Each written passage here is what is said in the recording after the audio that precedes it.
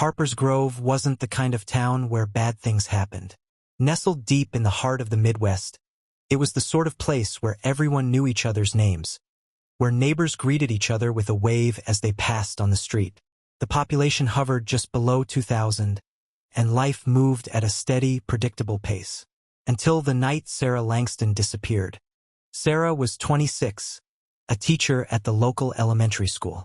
She was beloved by her students and respected by the townspeople. On the evening of August 4th, she left her house around 8 p.m. for her usual evening jog along Maplewood Trail, a quiet, wooded path on the edge of town. It was supposed to be a normal, uneventful run, but Sarah never returned. Her husband, Mark, reported her missing the next morning when he woke up to find her side of the bed untouched. At first, the police assumed she had run off. Disagreements between spouses weren't uncommon, even in Harper's Grove. But Mark insisted that Sarah wasn't like that. She wouldn't just leave without saying a word. The town's police force, led by Chief Jack Monroe, started a basic search, more to calm the community's nerves than anything else. But by the end of the day, when Sarah's phone and running shoes were found by the trail, the casual search turned into something much darker. Word spread fast in a town as small as Harper's Grove. By the next morning, everyone was talking about Sarah's disappearance. People speculated about what might have happened. Some said she had an affair and left to start a new life. Others whispered that it was a kidnapping. But deep down, no one believed that something like that could happen in their town. Not here. Not in Harper's Grove. But Sarah wasn't the first. By the third day, Sarah's disappearance had become the talk of Harper's Grove. The town, once so calm and predictable, was now a swirling mess of fear and rumors. Neighbors who had once trusted one another started locking their doors at night, whispering to each other in hushed tones over coffee and at the local diner. Something had shifted in the air. Everyone felt it, but no one knew how to explain it. Chief Jack Monroe, a man who had spent most of his career handling parking tickets and the occasional drunk driver, found himself at the center of a real investigation. He wasn't prepared. His officers weren't either. But this wasn't just about Sarah anymore. On the fifth day, Monroe and his team were forced to widen their search. What had started as a simple missing persons case had now turned into something much more ominous. There had been whispers about other women who had vanished over the past few years. A waitress from the diner, a young mother of two, and an older woman who had lived on the edge of town. All of them had gone missing in the past 3 years. At the time, each case was treated as a standalone tragedy. Women moved away sometimes, right? People had their reasons. But now, with Sarah's disappearance, Monroe began to see a disturbing pattern. None of those women were ever found. No bodies, no belongings, no signs of struggle. It was as if they had simply vanished into thin air. Monroe's gut told him this wasn't a coincidence. He was dealing with something far darker than he'd ever imagined. But even as he began connecting the dots, he couldn't help but feel the weight of the town's eyes on him. People were growing restless. They wanted answers, and he didn't have any. The wooded outskirts of Harper's Grove had always been a place where people avoided after dark. It was here, along these deserted paths, that Monroe believed the key to solving the disappearances might lie. With a team of reluctant officers, they began a more thorough search, combing through every inch of the woods. But the deeper they went, the more unsettling it became. There was an eerie silence that hung in the air, broken only by the occasional crack of a twig or the rustle of leaves. They found nothing. No traces of the women, no signs of foul play. It was as if the forest itself had swallowed them whole. Monroe sat in his office that night, staring at the growing stack of missing persons files on his desk. Each name, each face weighed heavily on him. His mind kept going back to Sarah, the most recent but perhaps not the last. He knew something dark was lurking in his town, but without proof, it felt like he was chasing shadows. Then came the phone call that would change everything. The phone rang sharply, cutting through the silence of Chief Monroe's dimly lit office. It was late, past midnight, and most of the officers had gone home. Monroe stared at the phone for a moment, his hand hovering just above it before he finally picked up. The voice on the other end was shaky, almost trembling. "She's gone. My wife, she's gone." Monroe recognized the voice immediately. It was Sam Peterson, a well-known and respected man in Harper's Grove. Sam's wife, Emma, was a kind woman, loved by everyone in town. Monroe's heart sank as he realized this was no ordinary call. Another disappearance. Another woman missing. Monroe arrived at the Peterson house within minutes. The scene was eerily familiar. Emma's car was still in the driveway, her purse was on the kitchen counter, and nothing seemed out of place. Except for one thing. Emma was nowhere to be found. Sam, pacing the living room, kept repeating the same story. He'd gone out to the garage to fix a broken light.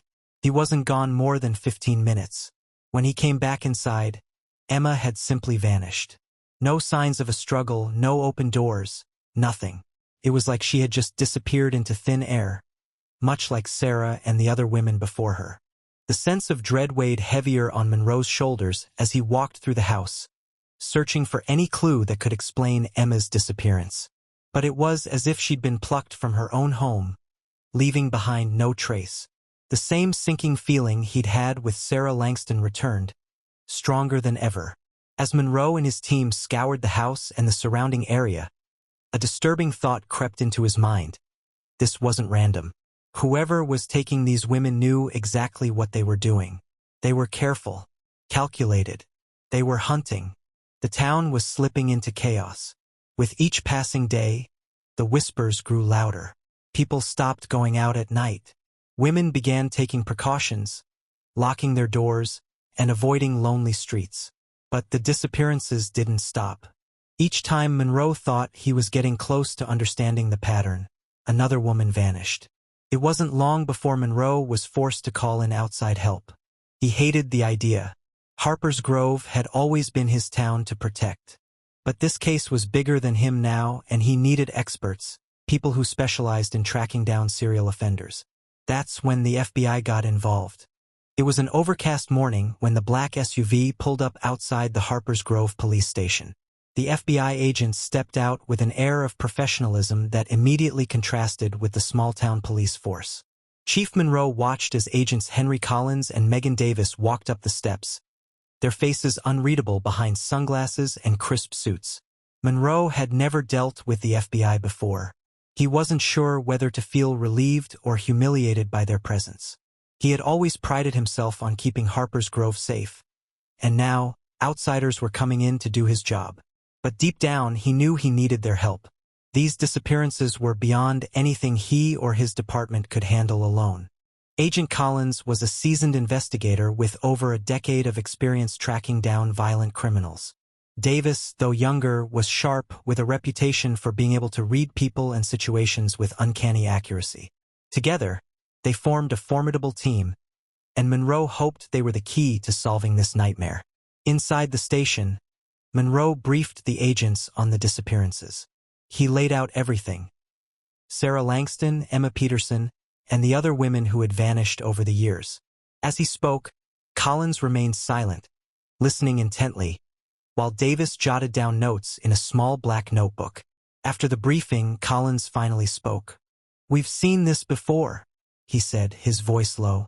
"Serial offenders like this often operate in patterns. They choose a specific type of victim, and the longer they go without being caught, the bolder they become. But the fact that no bodies have been found, that's unusual."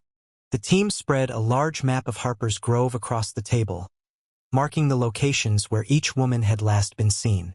There was a strange symmetry to the disappearances, all near the outskirts of town, close to wooded areas. The pattern was subtle but undeniable. "That's where we'll start," Davis said, pointing to the woods. "Whatever's happening, it's happening there." The next morning, the FBI agents, Monroe, and his team headed into the woods, armed with everything from search dogs to thermal imaging equipment. They knew the chances of finding anything after so many days were slim, but this was where the disappearances led them. As they moved deeper into the forest, the familiar feeling of dread began to settle over Monroe again. Hours passed with nothing. The forest was silent, as if it was holding its breath. But just as the team was about to call it a day, One of the search dogs started barking frantically, pulling its handler toward a dense patch of trees.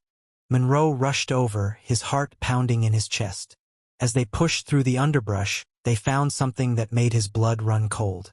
It wasn't a body, but it was evidence that someone had been there, recently. There, hidden beneath the leaves and dirt, was a collection of objects. A scarf, a bracelet, a torn piece of clothing. Items that belonged to the missing women. Davis knelt down beside the evidence, carefully examining the items. "This is where they were brought," she said quietly. "But not where they were kept." Monroe felt a chill run down his spine. Whoever was responsible for these disappearances wasn't just taking the women. They were playing a twisted game. And now they had left behind just enough clues to show they were getting closer. But the most disturbing discovery was yet to come. As the search continued, one of the officers came across a structure hidden deep in the woods. An old, run-down cabin that looked like it hadn't been touched in years. It was partially hidden by overgrown foliage, and if they hadn't been searching so thoroughly, they might have missed it entirely. Monroe's stomach twisted into knots as he approached the cabin. Something about it felt wrong. The door hung slightly ajar, creaking as the wind pushed it gently back and forth. The inside of the cabin was even worse. Dust covered everything, and the air was thick with the smell of damp wood and decay. The cabin looked like it had been abandoned for years, but there were signs that someone had been there recently. Empty food cans, dirty blankets, and a makeshift bed in the corner suggested that this place had been used, possibly by the person responsible for the disappearances. As they moved further inside, Monroe noticed something scratched into the wall near the bed. It was a name, Sarah.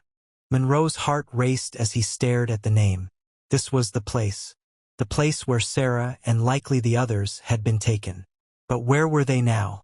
Suddenly, Davis called out from the other side of the room. "You need to see this." Monroe crossed the room and looked down at what Davis had found. A trapdoor, partially hidden beneath a rug. It was small, barely large enough for a person to fit through. But it was clearly meant to lead somewhere. Monroe's mind raced with possibilities. Could this be where the women were being held? Or was it another sick game? A clue left behind to taunt them?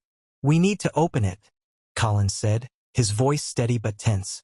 Monroe nodded, feeling a mix of dread and determination. Whatever was behind that door, it held the answers they'd been searching for. As they prepared to open the trapdoor, the team braced themselves for what they might find. The air was thick with tension, and Monroe's heart pounded in his chest. With a heavy creak, the door was pulled open, revealing a dark, narrow staircase leading down into the earth.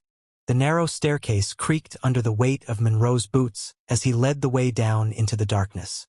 The beam of his flashlight cut through the heavy gloom, revealing damp stone walls and a faint musty smell that made the hairs on the back of his neck stand on end. Behind him, Agents Collins and Davis followed closely, their own flashlights casting eerie, shifting shadows on the walls. The air was thick and cool, and the deeper they descended, the more oppressive it felt. This place hadn't seen light in years. Monroe's mind raced with questions.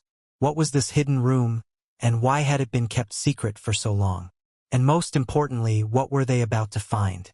At the bottom of the staircase, they emerged into a small underground chamber. The room was cramped, barely large enough for the three of them to stand side by side. In the center of the room, a single light bulb flickered weakly, casting long, jagged shadows on the walls. The floor was cold and damp, with a thin layer of water pooling in the corners. But it was the far wall that caught Monroe's attention. Chains, rusted iron chains bolted to the stone, hanging limply, as if they had once held someone in place. Monroe's stomach turned at the sight. This wasn't just a hiding place. This was a prison. They were kept here, Davis whispered, her voice barely audible in the suffocating silence. Whoever did this, they were holding them here. Collins moved forward, examining the chains more closely. "There's more," he said, pointing to something scratched into the stone wall just above the chains. Another name, Emma. Monroe's heart sank as he realized the implications. Both Sarah and Emma had been brought here, and possibly the other women, too. But there were no bodies. No signs of where they had gone next. "We need to search the area more thoroughly," Monroe said, trying to steady his voice. "There's got to be something we're missing." As they combed through the small chamber, Davis noticed something odd near the corner of the room. A piece of metal sticking out from the floor, partially concealed by debris. She knelt down, brushing away the dirt and grime, revealing a hidden compartment beneath the floor. "What is this?" Davis muttered, pulling the latch. The compartment opened with a soft creak, revealing a series of old, weathered photographs. They were faded and grainy, but the images were unmistakable. Women. Different women, each with a terrified expression on her face. Monroe felt a wave of nausea wash over him as he sifted through the photos. These were the missing women. But the images were old, much older than the recent disappearances. Some of the women had been missing for over a decade. "This goes back farther than we thought," Collins said, his voice grim. "Whoever's behind this, they've been doing it for years." Among the photographs was one that stood out. It wasn't of a woman, but of a man. The image was blurry, his face partially obscured, but something about it seemed familiar. Monroe couldn't quite place it, but the more he stared at the photograph, the more a sinking feeling of recognition grew in his chest. "This man," Monroe said quietly, showing the photo to Collins and Davis. "I've seen him before." Collins' brow furrowed. "Where?" Monroe's mind raced as he tried to remember. It was there, buried deep in his memory, but just out of reach. Then it hit him like a ton of bricks. The man in the photograph wasn't just anyone. He was someone Monroe had encountered years ago, during a much smaller case. A man who had slipped through the cracks of the justice system. "I know who he is," Monroe whispered, his voice trembling with both fear and anger. "He's been right under our noses this whole time." The revelation sent a cold shock through Monroe's entire body. The man in the photograph wasn't just a suspect. He was someone Monroe had personally investigated years ago. A man named Leonard Graves. At the time, Graves had been linked to a minor case involving a missing person, but there hadn't been enough evidence to charge him. He had vanished shortly after, and the case had gone cold. Now, staring at the photograph, Monroe realized Graves hadn't disappeared. He had stayed in Harper's Grove, hiding in plain sight, biding his time. And now he was back, or worse, he had never really left. "We need to find him," Monroe said, his voice tight with urgency. "He's the one behind all of this." Collins and Davis exchanged a glance, then nodded. "We'll put out an APB," Davis said. "If he's still in town, we'll find him." But as they rushed back up the stairs and out of the cabin, Monroe couldn't shake the feeling that they were already too late. Graves had eluded capture once before.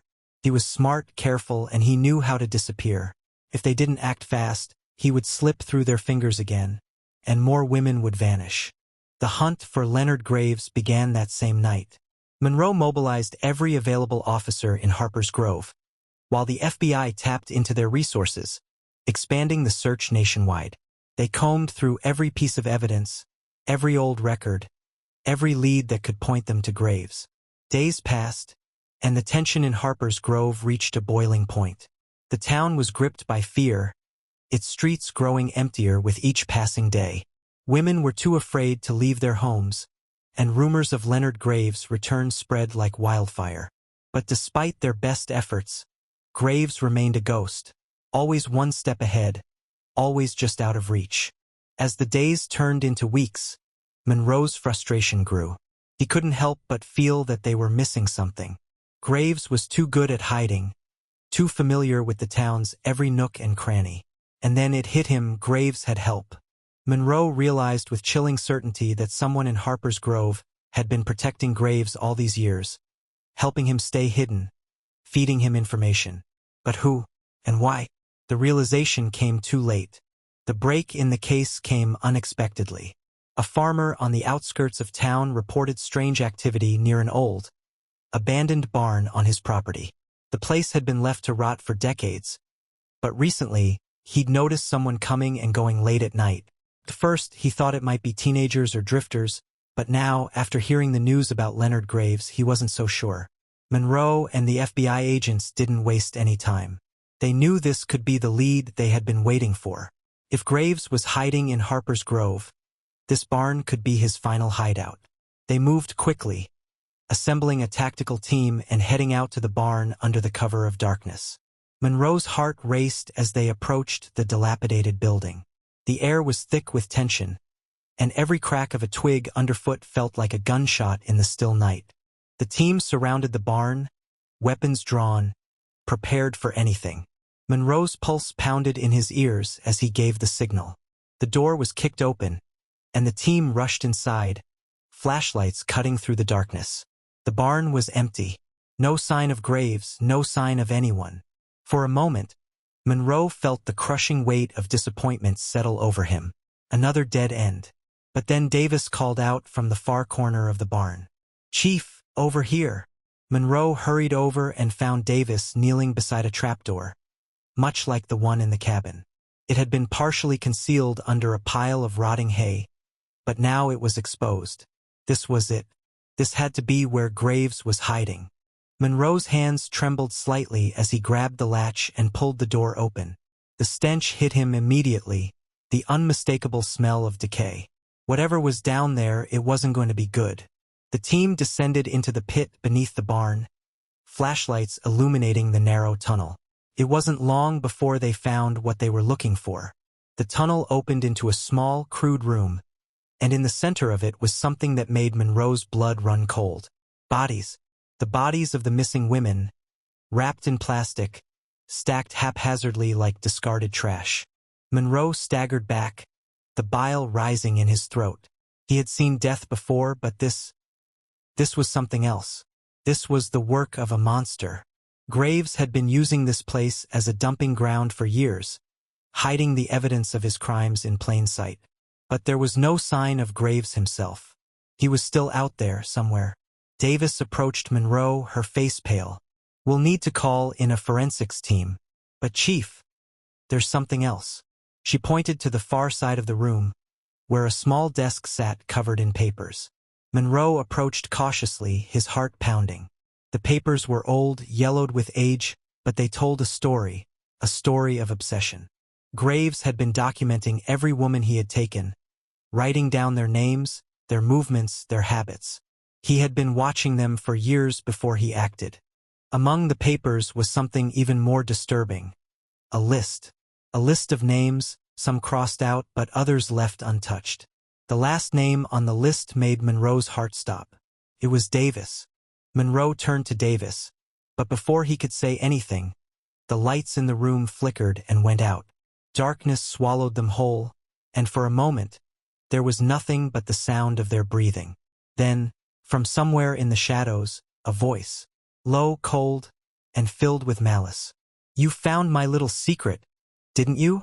Monroe spun around, flashlight searching for the source of the voice. But he couldn't see anything. The tunnel was too dark, too confined. Graves was here. He had been watching them the whole time. Monroe's heart raced as he strained to see in the darkness. The voice echoed through the tunnel again, chilling him to the core. "I've been waiting for this," Graves taunted. "You've been chasing ghosts, but you never realized the truth." Monroe clenched his fists, fury and fear battling inside him. "Show yourself, Graves. It's over." A low chuckle reverberated through the air. "Over? No, Monroe, it's just beginning." Suddenly, a movement in the corner of his eye. Graves darted out from the shadows, a knife gleaming in the dim light. Monroe barely had time to react as the knife slashed through the air, narrowly missing his throat. Davis and Collins opened fire, but Graves was fast, too fast. He disappeared back into the darkness, his mocking laughter echoing through the tunnel. Monroe's mind raced. They couldn't stay here. Graves knew the tunnels better than they did. He was playing with them, leading them into a trap. "We need to get out of here," Monroe shouted, grabbing Davis by the arm and pulling her toward the exit. But before they could make it to the stairs, Graves appeared again, this time blocking their path. His face was twisted into a sneer, his eyes wild with madness. "You're too late," Graves hissed. "You think you can stop me? You're just as weak as all the others. Monroe raised his gun, aiming for Graves, but the killer lunged forward. They collided, the impact sending them both crashing to the ground. The fight was brutal, chaotic. Monroe fought with everything he had, but Graves was strong, driven by years of hatred and violence. The knife flashed again, and Monroe felt a searing pain as the blade cut across his arm. But Monroe didn't give up. He wasn't going to let Graves win. With a surge of adrenaline, he grabbed the knife, twisting it out of Graves' hand and throwing it across the room. Graves snarled, his hands wrapping around Monroe's throat, squeezing with all his strength. Monroe gasped for air, his vision darkening at the edges. He was losing. Then, a gunshot. Graves' grip loosened as he fell backward. A bullet wound blossoming in his chest. Davis stood behind him, her gun still raised, her face pale but determined. Monroe collapsed to the ground, gasping for breath. It was over. Graves was dead. The days that followed were a blur of activity. The bodies of the missing women were identified, and their families were finally given closure. The FBI uncovered more of Graves' twisted history, piecing together the full extent of his crimes. Harper's Grove began to heal, but the scars would remain for a long time. The town had been shaken to its core, its sense of safety shattered.